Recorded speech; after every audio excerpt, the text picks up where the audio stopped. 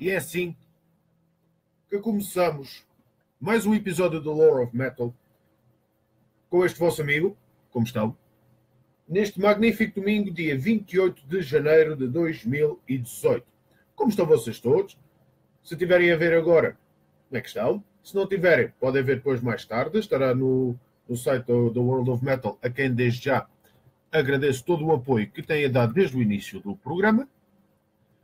E também, se quiserem ver depois noutra altura, podem ver também, não há problema nenhum.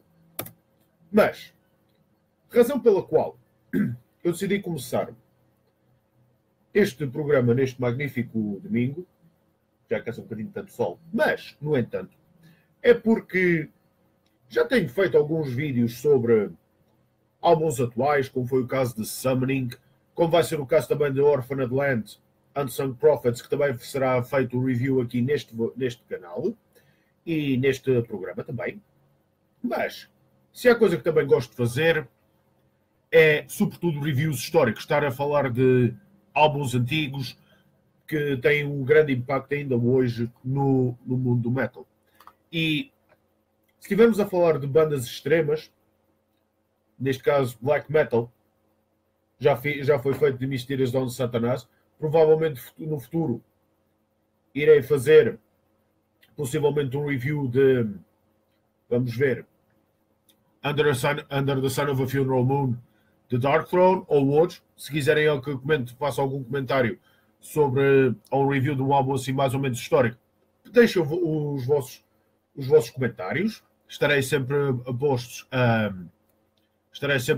a ouvir. Mas hoje o review, sobretudo depois de ter feito do primeiro grande álbum deles, será de Anthems to the Welcome at Dusk, de Emperor.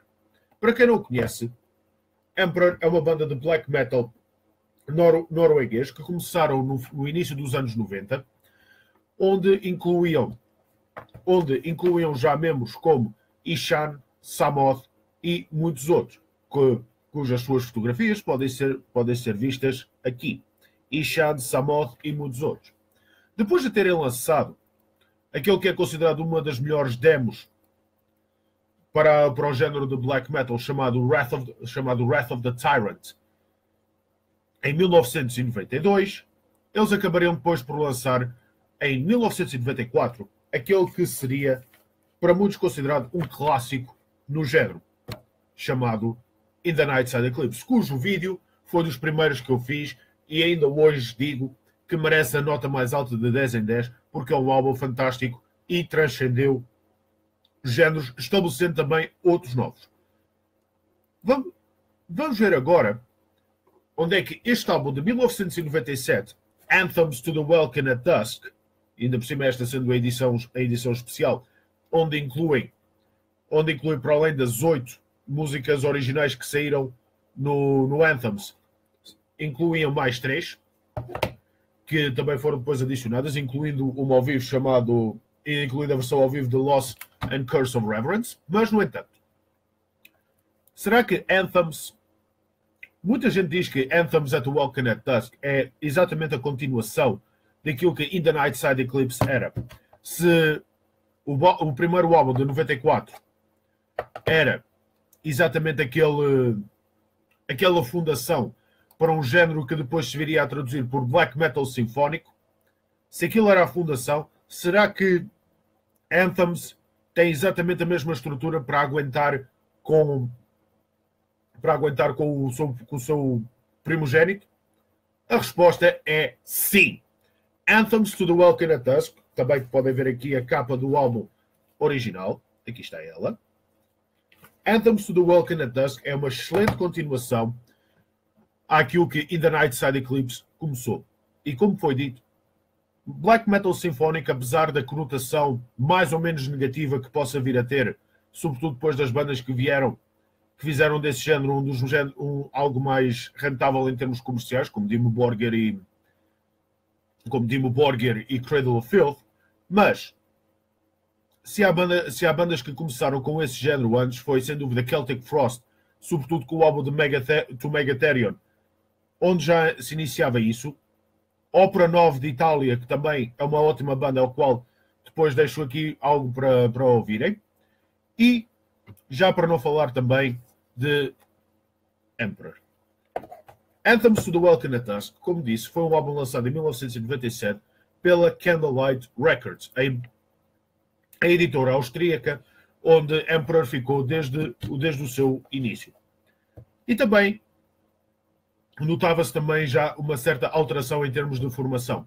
Os dois principais, Ihsahn e Samoth, continuaram, mas depois da prisão de Bart Faust, depois daquele episódio de Lillehammer, onde acabaria por ficar preso e a verdade é que já saiu, depois desse episódio de Lillehammer e também da saída de Short para ir tocar com Carpathian Forest e depois mais tarde com Green Carnation, era preciso arranjar mais duas pessoas para fazerem parte da banda, onde Ihsahn e Samoth acabariam por recrutar Trim, que viria a ser o seu baterista até o fim da carreira de Emperor, e ainda hoje toca ao vivo, e também Alvar que ficou como baixo. Mas seria o último álbum, Anthems, onde Emperor iria ser uma formação de 4 homens.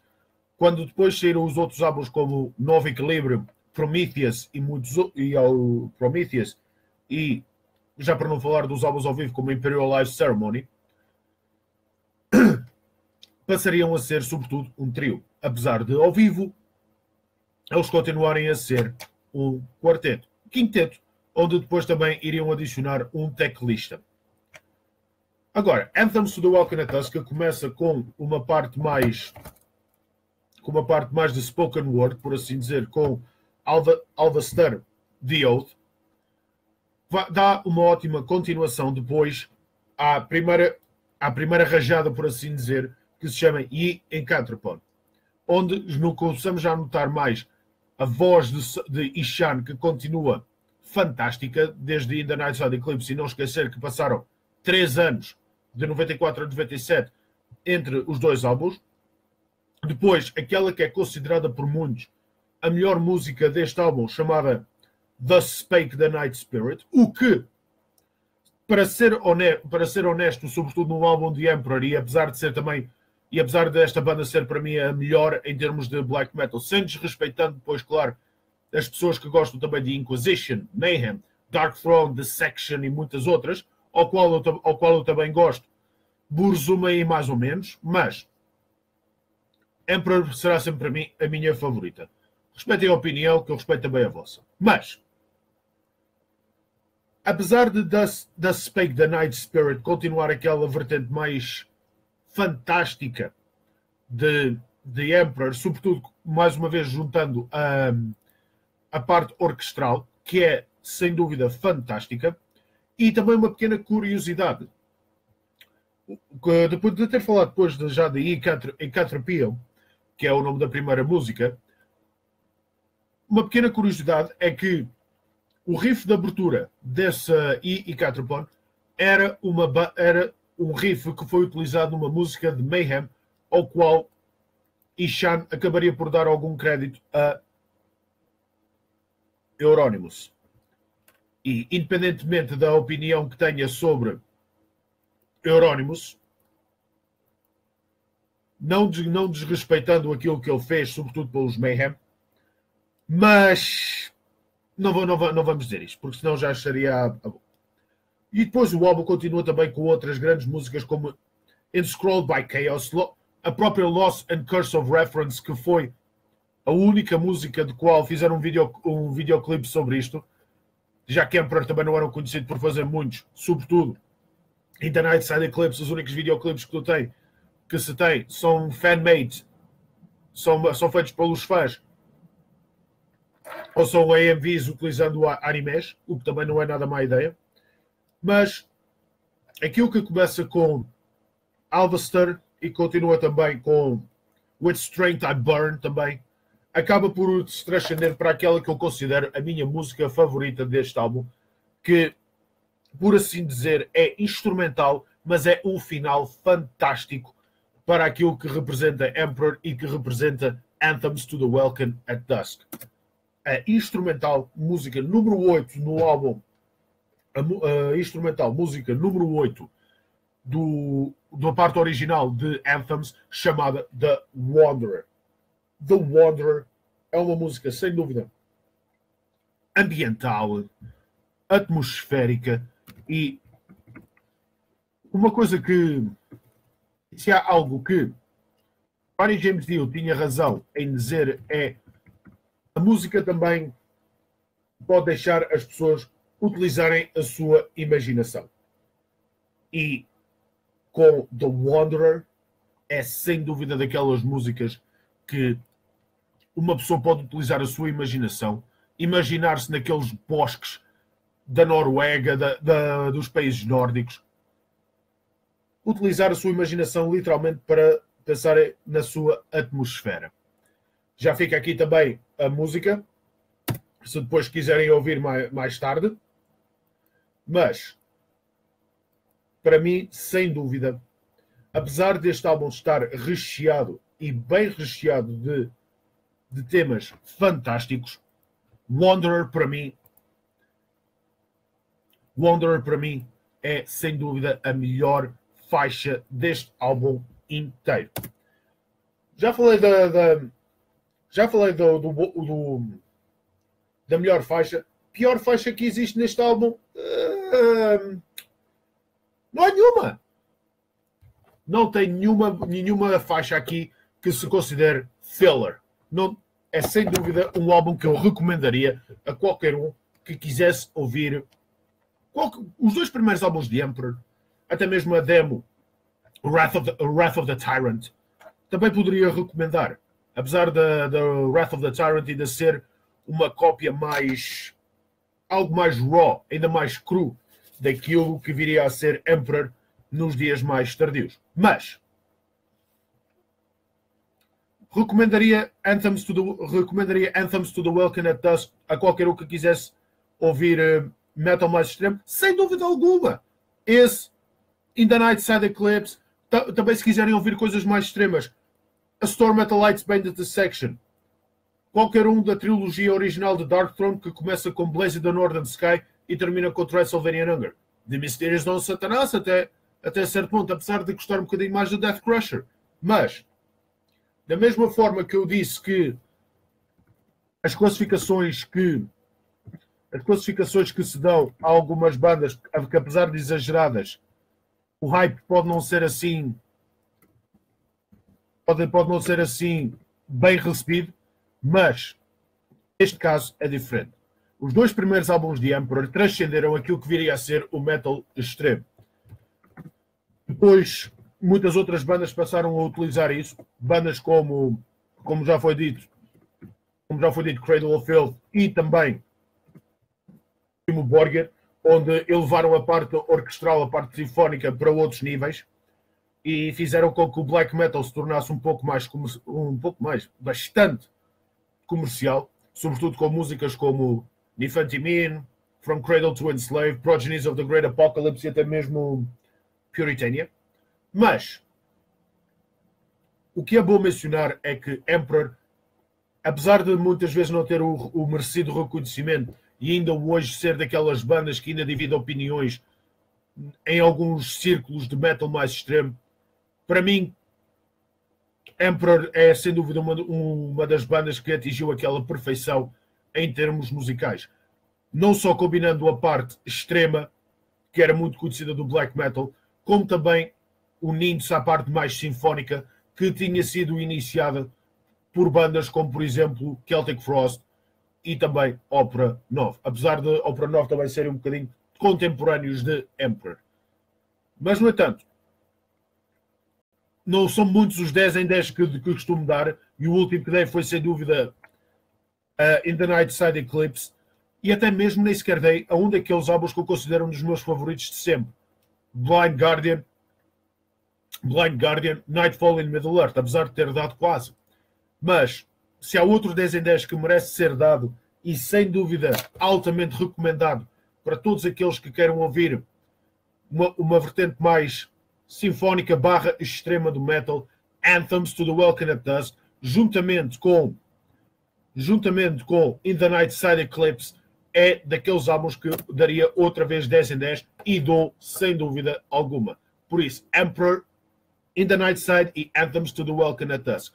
Tenham, aluguem, emprestem, não interessa. Têm que ouvir, sobretudo, com algumas das músicas aqui, como Does Spake the Night Spirit, Lost and Curse of Reverence, e se gostarem também de algo mais instrumental, Wanderer é sem dúvida outra. As faixas de bónus que também aqui também não são más. Opus a Satana, in the Logging Spirit, e também a versão, uma das versões ao vivo de Lost and Curse of Reference. Por isso, Anthems to the Welcome at Dusk, infinitamente recomendado para todos aqueles fãs que gostem de metal extremo. E assim acaba este review histórico. Agora, a pedido de certas pessoas que me quiseram fazer, que eu falasse disto, por isso, easy, não te preocupes que eu falarei. Que eu falarei sobre a situação. E qual foi essa situação que me foi pedido para transmitir a vocês todos? Que apesar de muitos de vocês também já saberem. Nós Alive. Nós Alive, que é um festival que, sem dúvida, atingiu novos picos. Sobretudo com a promotora que agora tem. Já não sei se é Everything is New ou a Prime Artists, mas não interessa. Tendo uma das maiores promotoras em Portugal a apoiarem, onde acabariam também por trazer algumas bandas mais conhecidas de outros géneros, e ainda hoje muita gente, e ainda hoje para metaleiros, o último bom live em que havia boa música metal foi em 2000 e tal, onde houve um único dia só de metal, onde incluía bandas como Ramp, Slipknot, Mastodon, Machine Head, Lamb of God e os Metallica como cabeças de cartaz. E que foi, sem dúvida, um concerto fantástico. Eu estive lá presente. Mas, para muitos só se tem virado para géneros mais comerciais. Mas, no entanto, as surpresas viriam quase de rajada durante esta semana toda sobre as novas confirmações do Alive. E confirmações são essas: Alice in Chains. Alice in Chains, que para aqueles que nasceram para aqueles que nasceram com a música do grunge dos anos 90, por exemplo, eu, 88, mas para aqueles que nasceram e cresceram durante a época dos anos 90, a época do que alguns dizem no fun 90s, o que não deixa de ser um pouco verdade, mas opiniões políticas à parte, a era do grunge, que nos trouxe um outro género de música, ou uma outra categoria de rockstar, acabaria por trazer também grandes bandas, e sobretudo aquele Big Four, supostamente aquele Big Four de bandas de Seattle, onde, para muitos, incluem bandas como Nirvana, Alice in Chains, Pearl Jam e Soundgarden. Apesar de considerar assim, porque foram os Melvins que também começaram com essa cena, com isso tudo. Mas a grande confirmação foi Alice in Chains, que veio a Portugal para o Nós Alive, ainda chamo ótimos, apesar de já não ser, no dia 14 de julho, no mesmo dia onde vão atuar também outras grandes bandas como Franz Ferdinand, que não me importa dizer que gostei sobretudo dos primeiros álbuns de Franz Ferdinand, Jack White, já sem os White Stripes e sem os Raconteurs também, e Pearl Jam. Dois dos gigantes daquele género que se chama grunge vão tocar no mesmo dia, Pearl Jam e Alice in Chains. E apesar de Pearl Jam para mim não ser nada, a não ser aquele primeiro grande álbum chamado Ten, e hoje se me perguntarem, mas porquê que não... Porque não consigo ouvir mais nada a seguir a Ten, porque o som de Pearl Jam começou a ser mais, apesar de Ten ser um álbum até bastante bom. Mas, no entanto, e se me perguntar a minha música favorita, Jeremy, sem dúvida alguma. Por muito que não goste de Pearl Jam, é verdade que eles têm sido senhores de uma... tiveram uma vertente mais comercial que lhes catapultou para a fama. E, sobretudo, Eddie Vedder, o vocalista, que também tem feito projetos a solo. Mas, se me perguntasse se eu fosse por Alice in Chains ou por Pearl Jam, sem dúvida iria por Alice in Chains.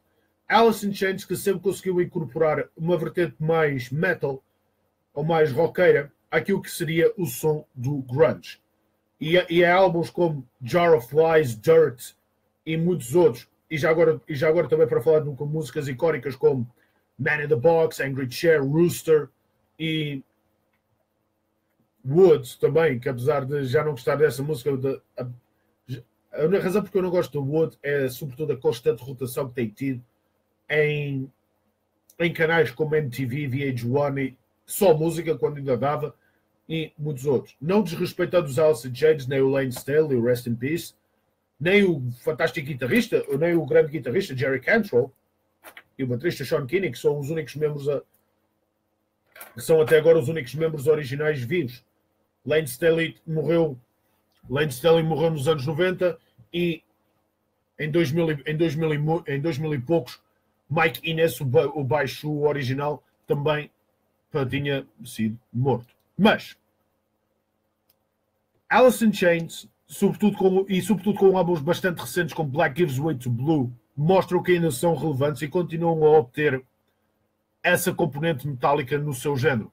E sobretudo, em certa parte, apesar de muitas músicas nesse álbum serem cantadas por Jerry e também por o seu vocalista atual, William Duval, as parecenças em termos vocais com Lane Staley são bastante, não digo que são completamente idênticas, mas quase que se pode ouvir Lane Staley no corpo do William Duval. Mas, no entanto, Alice in Chains, no mesmo dia disso, fantástico. O problema é que o dia 14 de julho, já agora para ficarem assentes, Nós Alive, 12, 13 e 14 de julho deste ano.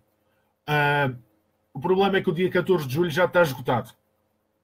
Podem chorar, mas o problema é que já está esgotado e os passos dos 3 dias também, de acordo com as notícias das organizações, já está completamente esgotado. Por isso, também conseguem ver muito bem o espetáculo desde a estação de Algés. Mas, no entanto, quem puder ir vai, quem não puder, não vai. E a outra grande confirmação desse mesmo festival foi uma banda que, verdade seja dita, já não põe os pés em Portugal já há anos, há muitos anos até, uma banda liderada por Trent Reznor, que para muitos é considerado um dos mentores de Marilyn Manson, Nine Inch Nails. Nine Inch Nails, que para muitos é uma das bandas mais conhecidas daquela vertente industrial, onde incluía bandas como KMFDM, Ministry, Fear Factory também, e alguns dos projetos de Devin Townsend, como Strapping Young Lad, vêm a Portugal.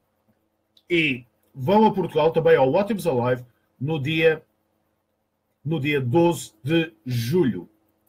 Se não são cabeças de cartaz, devem ser muito, muito perto. E Nine Inch Nails, apesar das piadas todas que existem sobre, e os memes que existem sobre músicas como Hurt, March of the Pigs e Closer, já para não falar da Wish, apesar disso aí eu preferir Pink Floyd Wish You Were Here, mas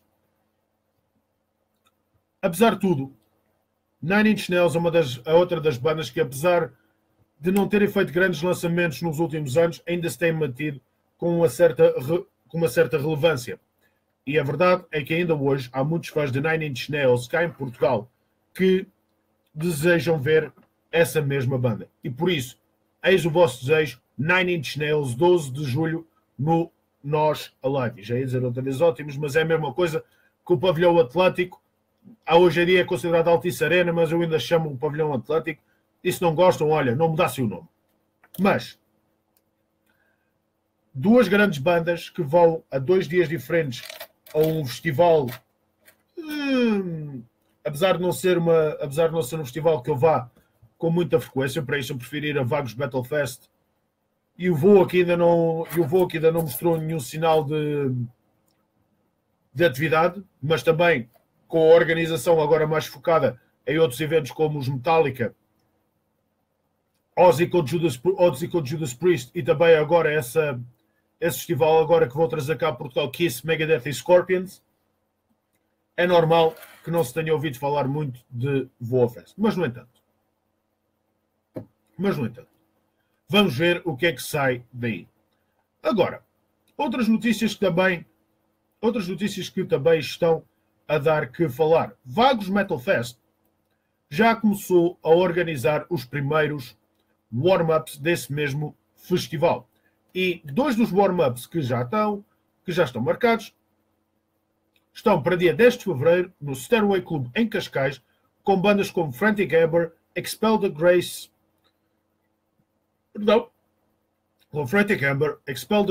e Toxico no Stairway Club em Cascais. Se tiverem o passe do Vagos Metal Fest, a entrada é livre, mas pré-venda 7,5€ e no dia 10€. Por isso, quem quiser ir ver esse warm-up, tem um muito bom. E também tem mais outro no dia 18 de abril, na Sala Lisboa ao Vivo, onde vamos ter cá Havoc, Darkest Hour, Cephalic Carnage e Harlot da Austrália.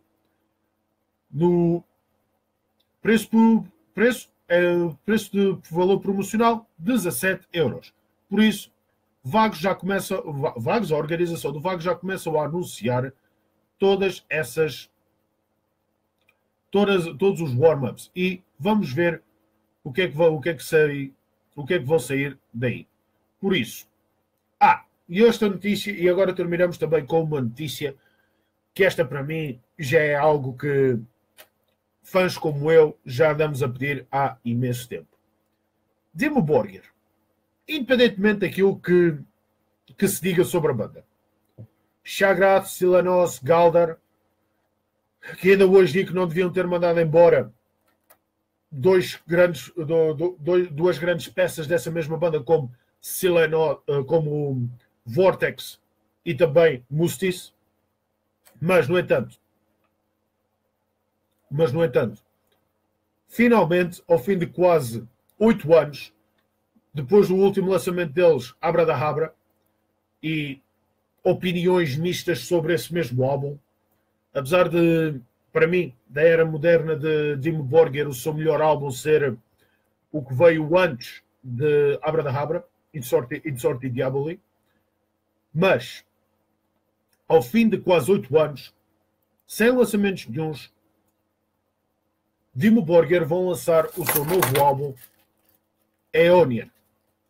8 anos após a edição de Abracadabra, lançado pela Nuclear Blast Records. Perdão. Fiz um bocadinho de constipação, mas também acontece a todos. Álbum que sairá no dia 4 de maio de 2018 e cuja primeira música já se ficará a saber na primeira semana de fevereiro. Por isso, para todos aqueles fãs de Dimmu Borgir, só dizemos assim, finalmente que eles lançam um álbum. Karak Angren tem lançado álbuns de forma constante, sobretudo Dancing and Laughing Among the Rotten é considerado um álbum até bastante bom.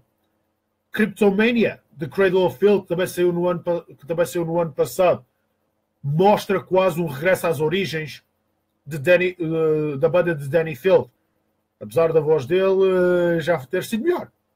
Mas também, ninguém te manda, estás a cantar assim com a garganta toda exposta. Mas, vamos ver agora o que é que sairá de Dimmu Borgir. As expectativas já estão a crescer, apesar de, depois da Abracadabra não ter sido assim muito bom, mas também não podemos estar à espera que eles façam outro, não digo Spiritual Black Dimensions, mas outro Puritanical Misanthropia ou Death Cult Armageddon ou qualquer outro, mas vamos ver o que é que sairá daí.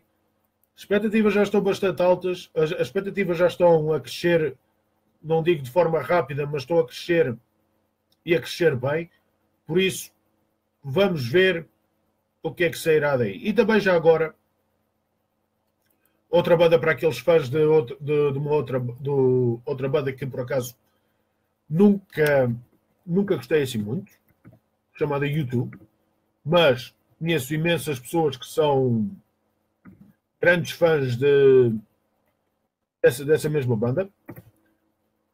U2 acabam também de pôr uma segunda data na Altice Arena a dia 17 de setembro e cujos bilhetes para a nova data serão postos à venda no dia 2 de fevereiro. Se os bilhetes esgotaram rapidamente para o primeiro dia e até transmitiram no telejornal as filas que haviam para as pessoas verem, para as pessoas irem buscar o bilhete, não deverá ser de admirar que também os bilhetes para o segundo dia esgotem rapidamente também. Mas, no entanto, a quem puder ir, e eu estou sendo, sem dúvida, uma das bandas mais clássicas do rock, aproveitem e vão ver. Este foi o Lore of Metal, episódio número 24 já. Já estamos a avançar até bastante bem.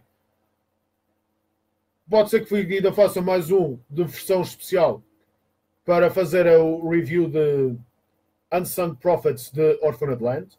Mas depois, até lá, nós vemos por aí. Sobretudo agora nos concertos que vou começar a ver, a aparecer aí.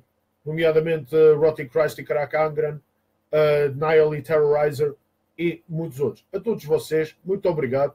Muito obrigado ao World of Metal por continuar a dar a oportunidade a este projeto.